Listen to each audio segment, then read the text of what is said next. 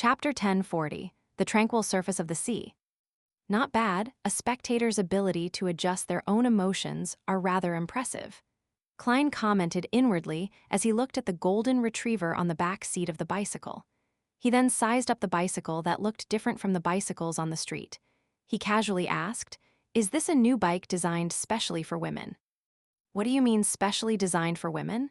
If you wish to ride it, you can too," Audrey replied with a smile.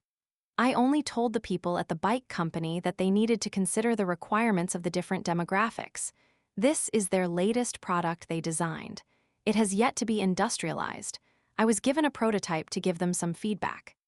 "An excellent idea," Klein praised with a smile before asking thoughtfully, "Do you know the owner of the Backland Bike Company?"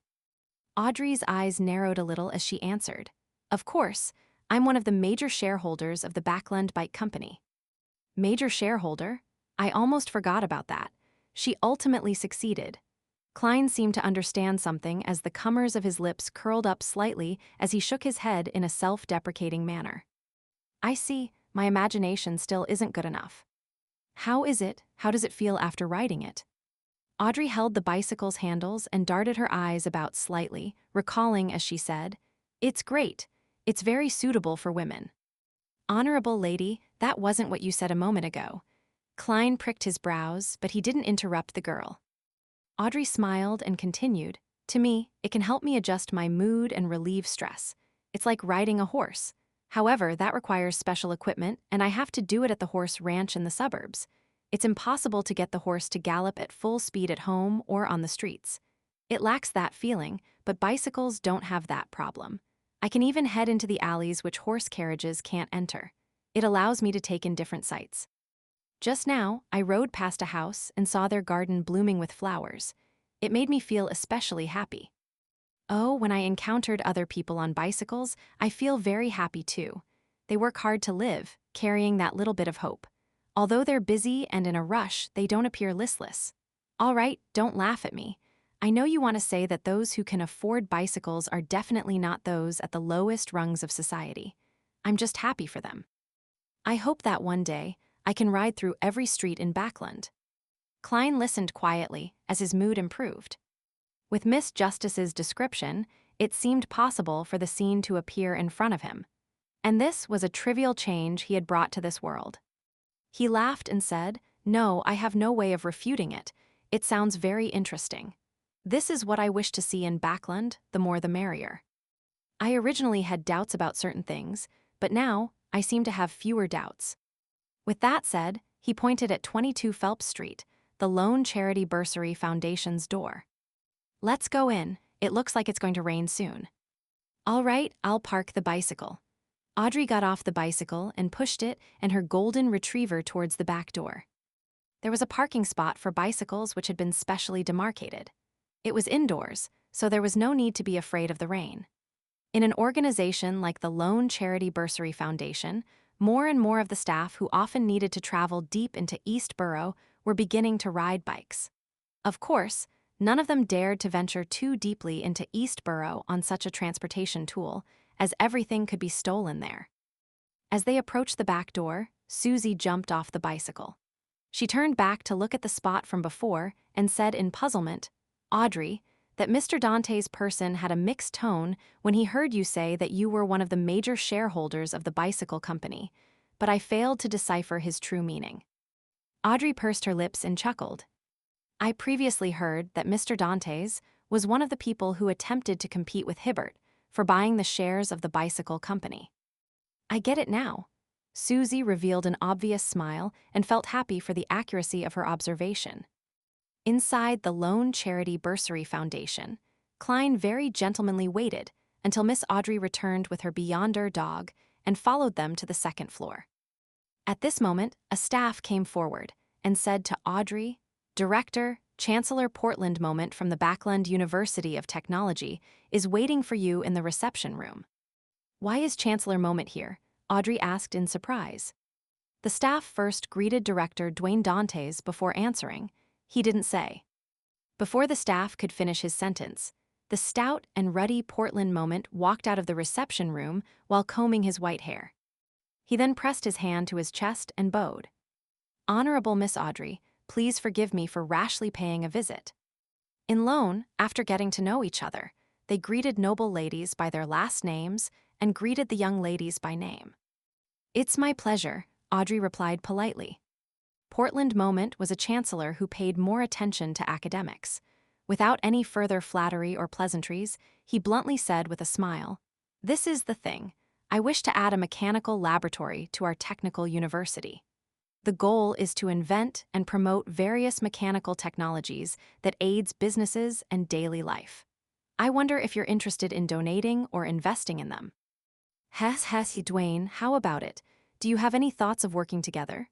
Don't worry, I'll definitely get a grant from the Higher Education Commission. It's a very good idea, but Backland and the entire kingdom might be falling into a maelstrom afterward. Klein was a little dazed after hearing Principal Moment's words. Audrey nodded slightly and said with a smile, "It sounds interesting, but I need to see more information. This is a responsibility for myself and my responsibility towards you." "I think so too," Klein added. Portland Moment chortled heartily. "No problem. I'll arrange the information when I get back." In the Fog Sea, on the Golden Dream, Jayaman Sparrow is actually concerned about Anderson's situation. Also, what's the meaning of searching for items related to Vice Admiral Ailment? Many pirates are wildly going after something similar, but they have succeeded. Danitz, who had received Jayaman Sparrow's message, was completely puzzled. But regardless of his puzzlement, he thanked Mr. Fool seriously and carefully. Following that, he put down his fishing rod and turned to enter the cabin, heading straight for the room where Anderson was residing. He knocked on the door and opened it in one fell swoop. With his arms crossed, Danitz stood at the door and said to Anderson, who was composing a portrait, "How is it? How's the digestion of that thing in your stomach?"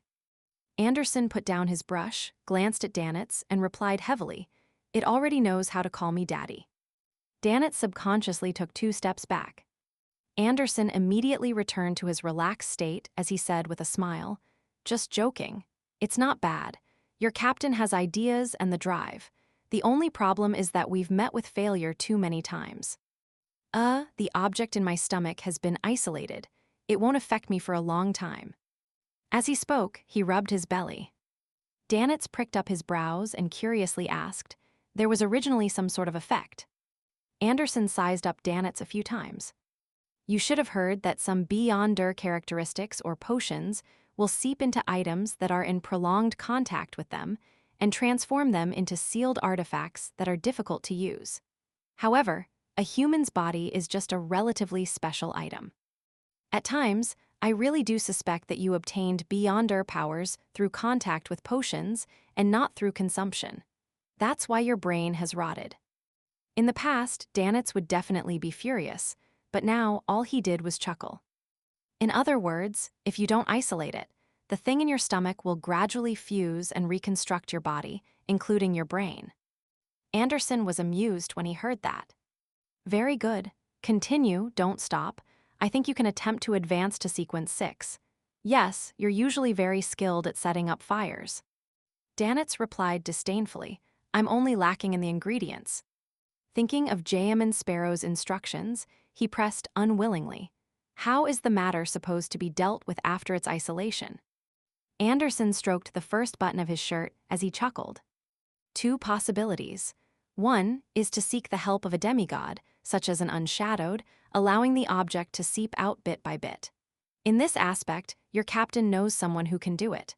The only problem is that my beyonder characteristic might be purged while purging that object. It will drop my sequence and even turn me into an ordinary person. The second line of thought is to think of a way to obtain the iron-blooded night potion formula. Prepare the corresponding ritual and supplementary ingredients and see if there's a way to accommodate that object and use it to become a demigod." That sounds very dangerous. Danitz gave an objective assessment of the second line of thought. Anderson's smile became more obvious. "Indeed, this is very dangerous. I don't even know if it will work. But don't you think it's interesting to have such a challenging task? At least, this is more consistent with my aesthetic judgment than the first method." Danitz shook his head seriously and said, "No." Following that, he asked in a provocative and probing manner, "Don't you have a large inheritance? No, wealth. I can bring back your ashes." Anderson wasn't annoyed at all, as he solemnly nodded. "When the time comes, you can consider eating my ashes directly." Why isn't it possible to provoke this guy at all? The corners of Danitz's mouth twitched as he decided to give up. He wanted to seek the captain and ask how he could obtain items related to Vice Admiral Ailment. Late at night, at 160 Bachland Street, just as Klein was about to sleep, he saw Miss Messenger walk out while holding 4 blonde, red-eyed heads in hand. One of them bit on a thin envelope with a letter stuffed in it. "Who's it from?" Klein asked out of habit as he extended his hand to receive it. Rionette Tinkers, 4 heads spoke one after another. "Sharon, who doesn't like nicknames."